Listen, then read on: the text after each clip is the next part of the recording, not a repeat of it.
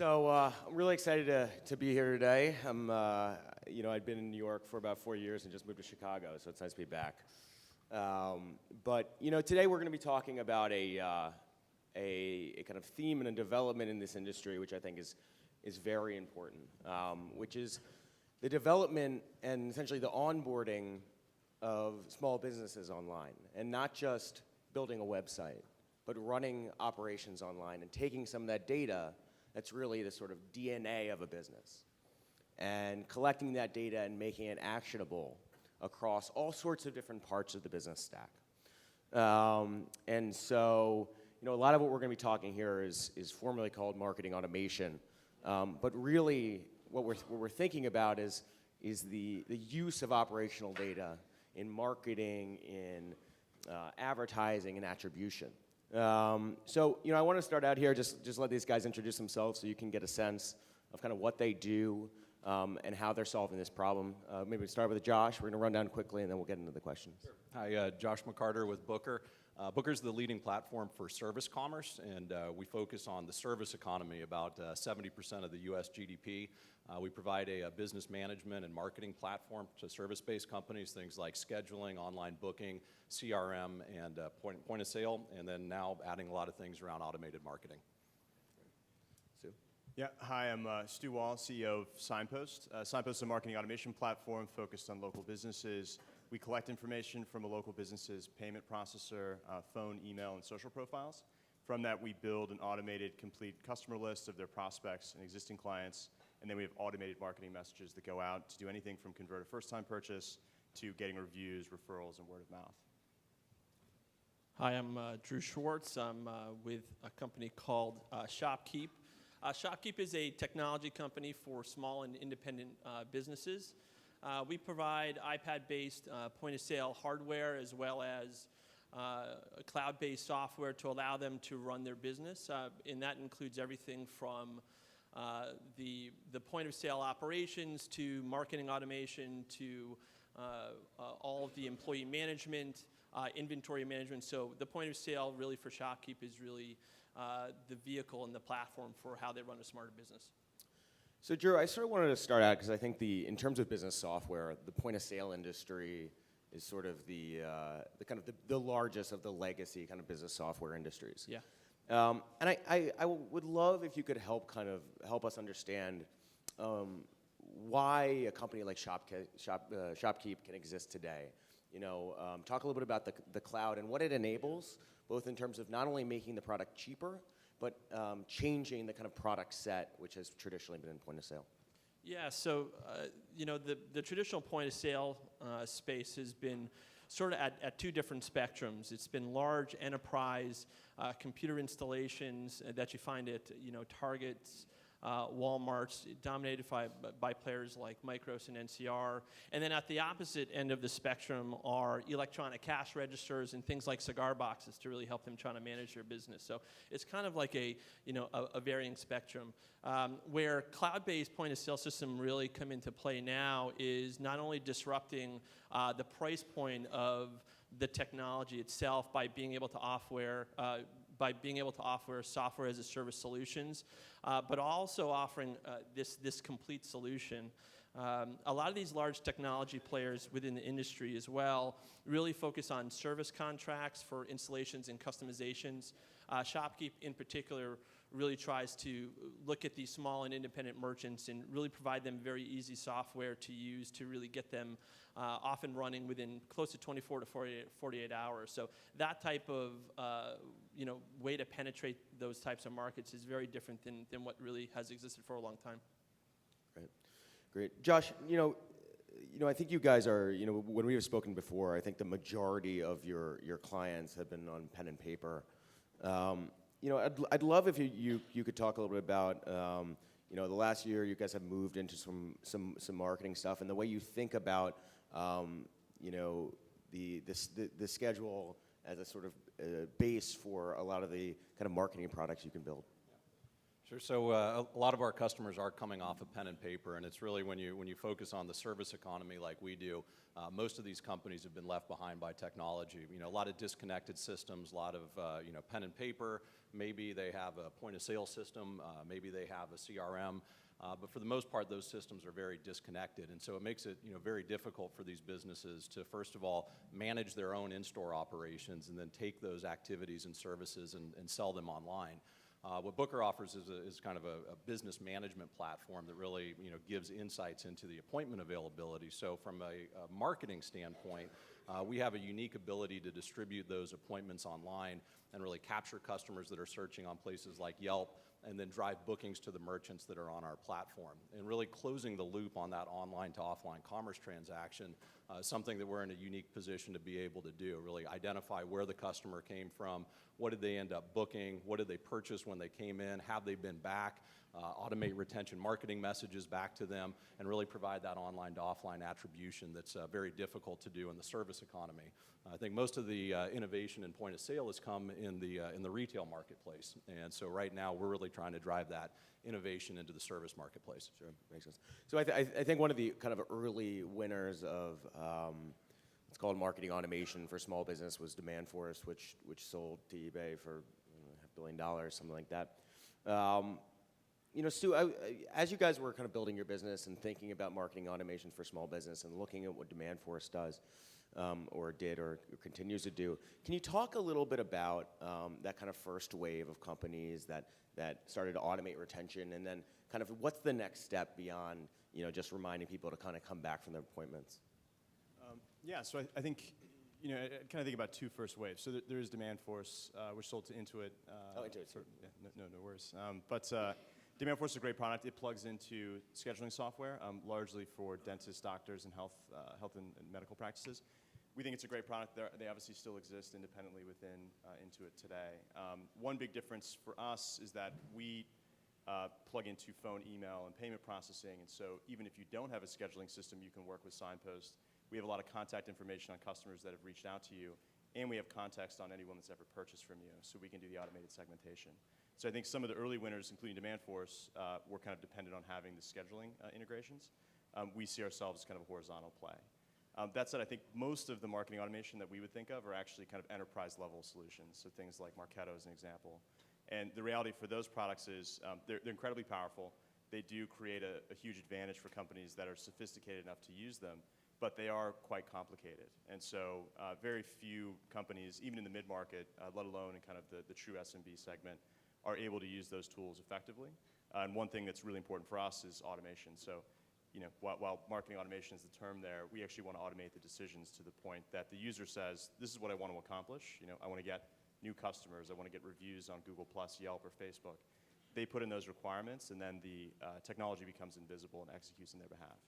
Are you to the point yet where you can kind of attach spending to that, where you can actually create kind of an opaque layer where the small business doesn't have to actually see what's going on, and that there can actually be kind of a financial transaction to buying media or something along those lines? Yeah, so we actually don't do any paid marketing on top of Signpost. So we think kind of the best marketing that you can do as a small or medium business is arguably the free stuff. So showing up online when people look for you, keeping track of everyone that's ever reached out, using your existing base to get repeat transactions, refer friends, and write reviews.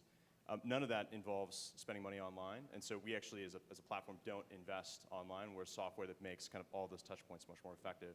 And it does become, the business can obviously go in and see what's happening and change their settings, but for a lot of businesses that want to focus on running their business, they set it up and set it and forget it, runs. They get reporting once a week, but they don't have to engage. Great. So, I think one thing I want to talk about was, kind of as these walls between marketing and operation kind of blend together and kind of reduce, where's that spending coming from? When you're pitching, a new promote product or the new marketing product, or you're going out and selling that, are you selling out of a sort of operations budget, or are you selling out of their kind of traditional, AdWords or general marketing budgets? Yeah, I mean, I think to your point, we think businesses, put their expenses in two buckets. So there's the marketing budget and the operations budget. The marketing budget turns over pretty quickly, so it's actually relatively easy to sell in under that kind of marketing umbrella. but it also turns over very quickly. So there's really high attrition of people that sell marketing to small businesses. On the other side, you have the operating budget, which could be scheduling software. Most of it's back office, much higher retention rate, but in our view, a little bit harder to sell into. From Signpost perspective, we actually go in with a very marketing-oriented pitch, which is this is something that we guarantee will get you new customers every month, and we stand behind that. So any business that doesn't get a positive ROI gets a credit from us for that month. But we retain more like an operating tool because we own their payment processing, their phone number. We've connected their email accounts. We have their entire customer list. Great. Drew, you guys are I think we're more probably traditional point of sale in the beginning in terms of functioning. When you're talking to your small businesses and you're kind of going into that, do you have challenges in introducing marketing products from a point of sale product? Kind of how do you approach that problem in terms of educating a pretty substantial shift in the way people are thinking about running their business? Yeah, it's interesting. I think small to medium businesses, so just to give a perspective on Shopkeep, 60% of the businesses that are coming to Shopkeep are first-time businesses, and a lot of them, and the majority of them, are first-time owners, right? I mean, they have a passion for their own business, passion for their products, and they want to drive this within their local communities to really drive this concept and this idea, whether it be a bakery, or whether it be a vape shop, or whether it be a wine store, or whether it be a whole series of types of businesses. For them to be recognizing that there is a much broader viewpoint on running a business today, especially at small businesses, I think is really kind of a unique challenge. I don't think they tend to think about all the marketing and advertising challenges that a lot of us in this room really almost take for granted. I mean, it's kind of like our bread and butter, certainly in the technology space. So the way that we've been really trying to approach that problem with SMBs is to really try to make it as seamless of an experience for them and for their customers as possible. So the way we do that is really offering automatic digital email receipts and really using that as a platform for marketing for the business. So, at the point of transaction, that's really what the point of sale really can offer is it's that point of interaction between the consumer and that merchant. We want to leverage that as a means to start continuing that conversation for personalization, automated marketing, and drive it as that first step into the email receipts, being able to track that through and even promote them out to social media for social promotion and any type of retention strategies that they can really come up with. In addition to that, we're also working, we're going to be launching in the next week and a half a partnership with MailChimp that's going to allow Shopkeep merchants to be able to take that transaction data that is really the deep insights about what their customer behaviors are, and then drive automated marketing messages off of MailChimp using our transaction data really as that platform. Right. Can you guys talk a little bit about transaction data and kind of what you can get off of a current kind of transaction data, and also kind of challenges working with kind of legacy, I know you guys, plugging into some payment processors. How you work with that data, how you handle that data, where it's valuable, and maybe where it hasn't been valuable so far. Yeah, I think there's a lot of aspects to data that can help businesses both run their operations better and grow. We're in a fortunate position to really have a full view of the business, everything from customers to the transactions to membership information, repeat purchases, who's working when, what services do they provide. We run the full gamut of compensation for these businesses.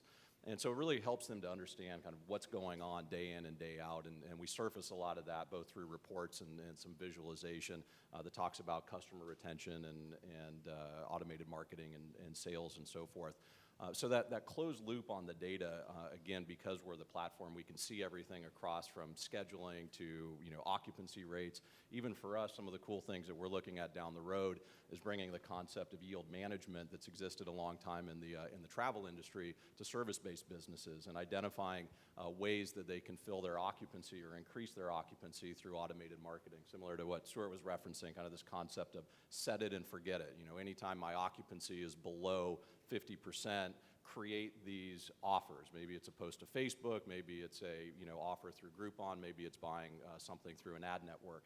And so having that closed loop data and really providing the tools for the merchants to, to automate their marketing and see how that's performing is extremely important. Are you guys doing anything? I mean, it's almost, there's almost a possibility for almost like surge pricing in terms of changing that dynamic and discounting products based on either past behavior or again, yield management. Are you doing anything with that to be able to kind of introduce those dynamic pricing models that exist in other industries? Or? So the algorithms that we developed actually do provide up and down. So if you have, it might be Saturday, you only have one opening, so maybe you sell it at 110% of the, of the typical value. So that aspect does exist. But more what we're seeing is kind of, again, these businesses, typical service-based businesses are running at, 30 to 40% occupancy, and this is highly perishable inventory. When you lose that 12 o'clock slot without somebody sitting in the seat, that money's gone, and you're probably having to pay the staff person who's there to provide the service. So more of it's really about getting people to come back to the service-based businesses, and a lot of that, we have a product that's called Promote, that's kind of like a light version of Demand Force. So we see when somebody was last in, do they have a future appointment, and then allow the merchant to kind of set an automated campaign that would go out and say, hey, we haven't seen you in 60 days, here's a 10% off on Tuesdays. And so all of that we can really target with a finite ability within our scheduling and CRM application to drive people to specific days, times, services, even to people. So if you hired a new staff person and you want to drive customers to that staff person, you can actually create specials just for that time or for that person. Yeah. Stu, can you, I mean, I know you guys recently gotten into some, launched a payment integration product. Can you talk a little bit about the experience of kind of entering that really complex ecosystem and maybe some of the things that you were kind of looking to do, maybe you couldn't, some of the challenges there? Yeah, I mean, I think processing is a really interesting space. There's like 1,500 independent sales organizations out there reselling processing. It's a really complex, very sales-oriented category. We think the margins are quite low, so you look at companies like Square, that don't charge like a monthly fee. I think they get very, very low margins, especially with the small businesses. And one of the problems is there's not a lot of data coming out of that. So especially with traditional POS software, they're not getting information on who the customers are, how much they're spending. It's oriented around the credit card number on the statement, but they don't get back, what's important for us is the customer's first name, last name, how much they spent, and a timestamp. Yeah. That, for us, provides incredibly powerful context that when you combine it with the marketing list, you then can segment all those customers and know who they are. And then more importantly, you can send timely messages because again, someone used to come in like clockwork, but they haven't come in for 3 months, so now it's appropriate to send a message, or someone came in for the first time yesterday. So we actually patented technology that gets installed at the POS. It doesn't require kind of an iPad or an iPhone. It can work with existing hardware. We can also send a terminal that looks very similar to what you get today. It kicks back reporting to Signpost. It transacts like you normally would as a business. Kind of no change in behavior for them, but it then gives the context to us, so we can now segment your list and send timely messages. So that was a big innovation for us. Drew, can you talk a little bit about how you're solving this kind of identity problem? Because I think payment data is sort of a passive way of kind of finding identity. Have you guys kind of found any other ways to allow your merchants to be able to kind of create the identity in the way that loyalty programs have traditionally done? When you say identity, the identity of their consumers? Of their consumers, so you can be able to have a profile for users and shoppers. Yeah, so identity is very personalized within Shopkeep in the fact that each merchant really owns the data about their consumers. So for every customer that a merchant has within Shopkeep, they have the ability to really see all their transaction history, when they've come in, and start to build similar stories to what these guys are saying in terms of building automated campaigns to sort of drive retention back and sort of bring them back into the system. We continue to have systems like that. Okay. One of the benefits of the cloud is that all the data is kind of shared in one place. I wonder if you guys are doing anything in terms of using the kind of aggregate data, whether it's to set baselines or to help kind of inform marketing decisions for small businesses who were maybe at disadvantage because they only had a kind of a small sample set to kind of judge from. Yeah, I mean, I can certainly talk to that. I think, Small business data is, I think, incredibly valuable because it's really not about these broader communities, but really about these Main Street communities that are existing right now. I think for us, being able to provide insights even about what the relative price of coffee is across different communities can be very insightful, and even aggregating that with things like weather patterns that are happening around the communities and sort of bringing those things together about transaction so that businesses can really start making real-time decisions. I think ultimately, when I think about small businesses, it's about how do I manage my costs and manage the opportunity that I have at that exact point in time. So really trying to do things really within real time about notifications related to when your sales are down, maybe you're overstaffed based on where your business is running, and you need to change things then and there. So I think trying to pull all that information in, I think, is a really important point for us.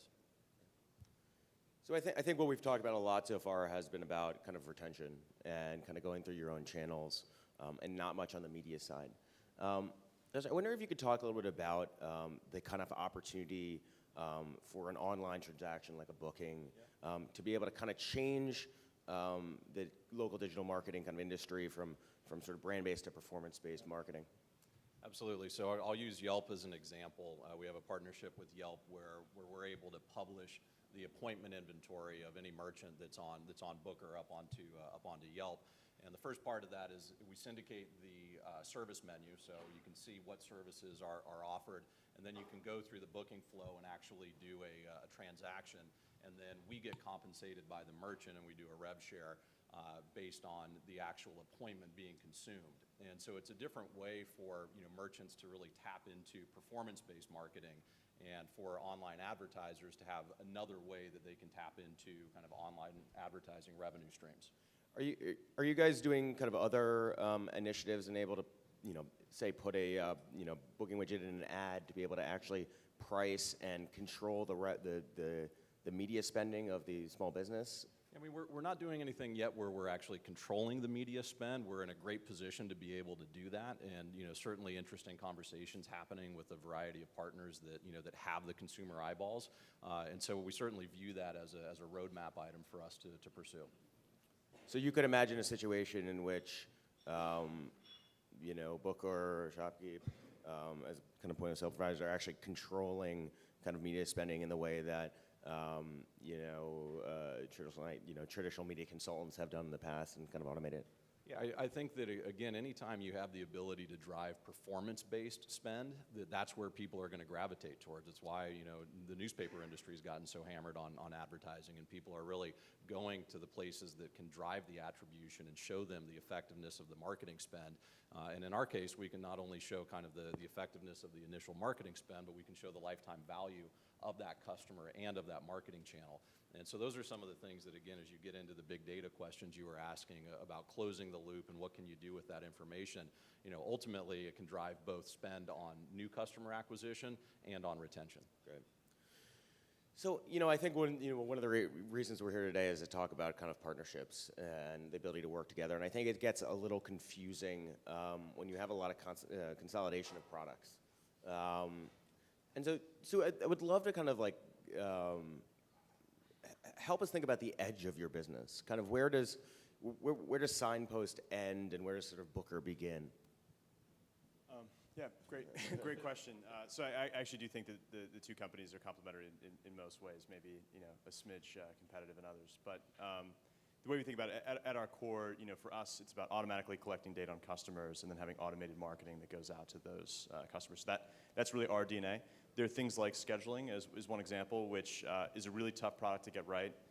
It's different between different businesses in the same category, and especially different between different categories of businesses. So it's not a commodity software. It's not where we have a comparative advantage, but there is data that could make Signpost more powerful. So I think in that case, we'd look to partners, so we can have that conversation another time. But that's kind of the edge for us. The other one we've looked at is POS, so we do send terminals to our businesses today. They're pretty dumb, to be honest. It doesn't look any different than what you've seen before. There might be opportunities for us to partner there as well. But the core components of what we want to own is kind of really that marketing engine. That's where we think we excel and where we have a comparative advantage. And for us, we think about, there's certain things that we want to control, which is really, part of the operating system so that we get that data and we can have, real good insights into what's going on in the operations. And then there's certain things within marketing that we're going to, want to be engaged in. But there's also companies like, what Stuart's building that have a much deeper specialization. And for certain businesses, that's going to be a better solution than what our promote solution is. We also don't, think that we're going to get into website development or, online ad sales directly. We might work with, reseller partners in capacity like that. So I think the important thing is to really look at where you can drive value to your merchants and also understand where it makes sense to deploy your capital and where it makes sense to partner. Makes sense. So who's going to end up being the one who's selling to the small business? I mean, there's this whole constellation of products, and I think everyone wants to go through a channel somehow. Who's the one stuck with the sort of hot potato, so to speak, there? Well, you want to take this one? Sure. I think it really centers around where I think that operating system really is. I think for certainly in the small and independent businesses, that operating system within brick and mortar tends to be the point of sale system. So I think everything kind of ebbs and sort of grows organically out of it. Starting just with a marketing or advertising platform without having a point of sale system to actually run your business is kind of doing it in reverse. So we tend to view, at least from our perspective, that Shopkeep would be that operating system that would have connections out to a whole series of different partners.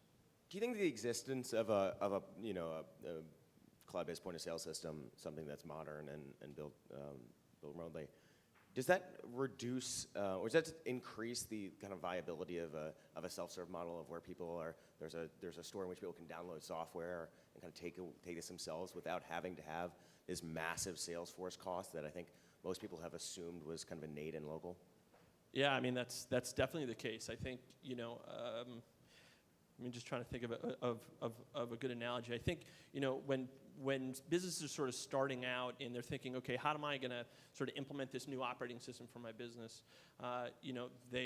They think, you know what, I'm searching on my iPad. Wait a second, maybe there's an iPad-based point of sale system, so let me type in iPad POS and see what I find. And then they start downloading software and seeing that, wait a second, this can actually be a reality. All I'm really going to need is peripherals to really support that. And I don't have to get a long contract, and I don't have to do all these other really painful things. I don't have to have a guy with a pinky ring come to my store and try to sell me on old antiquated point of sale systems. I think absolutely self-service is really where it's driving it to, and cloud-based technology allows that to happen, and also allows for all those partnerships to continue to grow as well, because once they're connected, all those add-ons can really just really continue to be ordered essentially by those businesses more directly. Stu, where do you guys fit in sort of the sales model and kind of your approach, and how has that changed kind of as your guys' business has changed?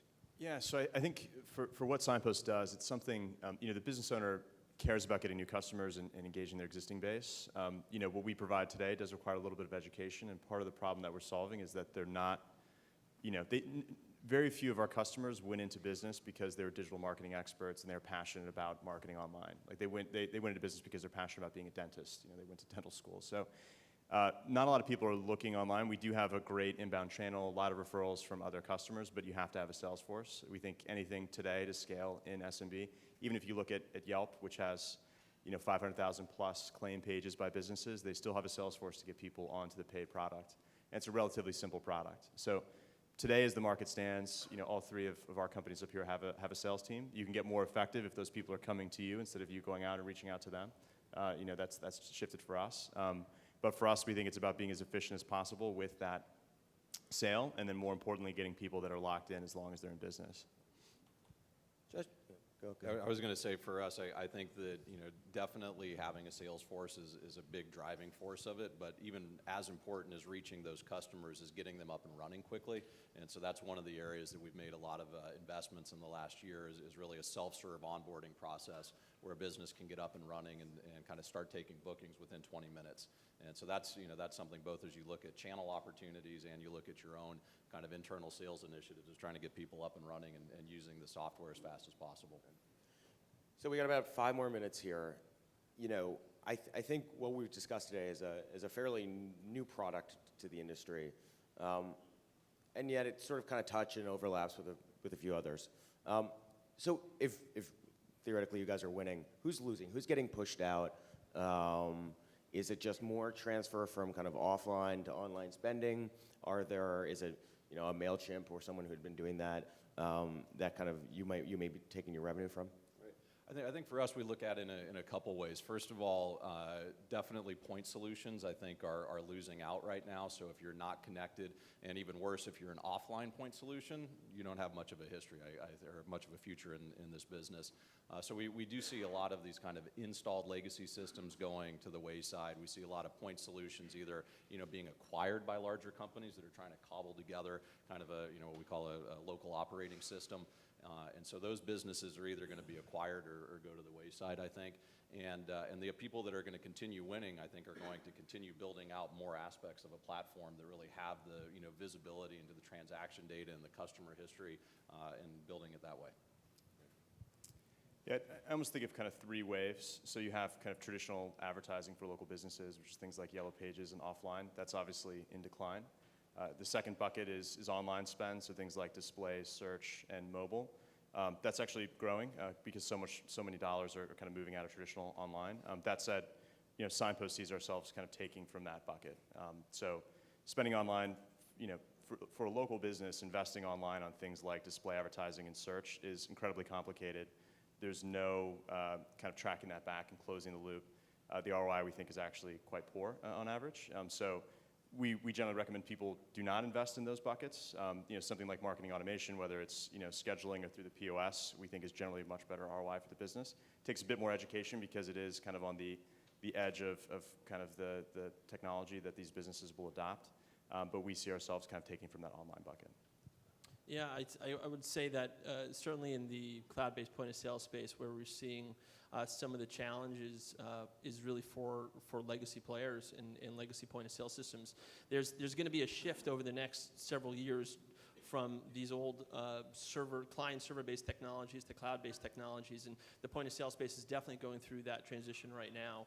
One of the catalysts for that we see is this shift to chip and pin technology as well as NFC Apple Pay technology as well. That's really driving security into the point of sale system and making that really as a mandate, not only for the consumers to really feel secure, but really for the businesses so that they protect themselves from chargeback risks and things like that. So this shift is really happening to really go to technologies that are really built for that type of future, which is really what...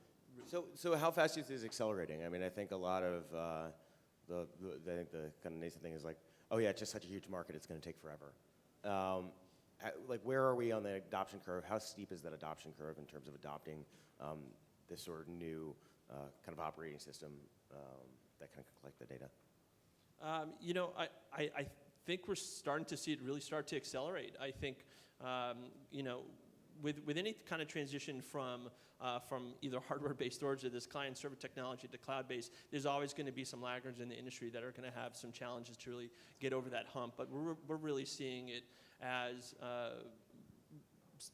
really moving right now. I would say the next 2 years are really going to be, I think, some really exciting times for cloud-based point of sale. I think there's going to be some players that are going to win, some players that are going to lose. Hopefully we're going to be on the winning side as well. I think we're well positioned really to do that. Does anybody have any questions in the audience? We got about 2 more minutes here. Yep.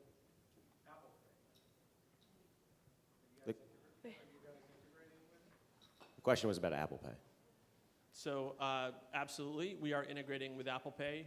We should be out with it within the next week and a half. We think it's a great product for consumers. It protects consumer data, and it still gives us the opportunity as a point of sale system to continue to engage with our customers.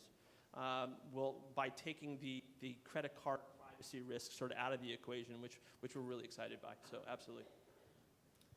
Does that change any of the kind of abilities, given that it's the kind of Apple Pay number is kind of randomized? Does that change any of the abilities to kind of collect data from payment information if people are using Apple Pay? Yeah, so we are compatible with Apple Pay with the software and the technology that we send out. That said, I think we take the business's perspective, so I think it's really cool for consumers. I've been using it myself, but at this point, there's no business that's going to really lose business because they don't accept Apple Pay. I think NFC's been around for a long time. It's been on Android phones for quite some time. So that's going to grow, but we wouldn't tell a business today that they're going to be really missing out if they don't have it. That could be different in a year. But today we're compatible. It's exciting from a consumer perspective. Businesses, we don't think it's essential just yet. Great.